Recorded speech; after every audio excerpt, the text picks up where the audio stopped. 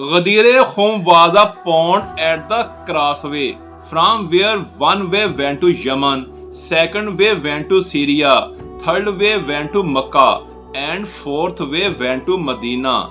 Hazrat Zaid bin Arqam Raziyallahu Ta'ala anhu narrated, Qama Rasulullah Yawman Fina Khatiban Bima in Yud'a Khumman Bain al Makkati wal Medina. Rasulullah addressed us by the pond of water, which we called Khum. When Rasulullah sallallahu alaihi wasallam reached Ghadir Khum after performing Hajj and 3 days traveling, he addressed as Anna Ali ibn Abi Talib bin Akhi. Hazrat Ali is my brother. Alladhi mahallahu minni mahallu Haruna min Musa illa annahu la nabiyya ba'di. Hazrat Ali keeps with me the dignity as Hazrat Harun alayhi salam kept with Hazrat Musa alayhi salam, but after me there is no prophet.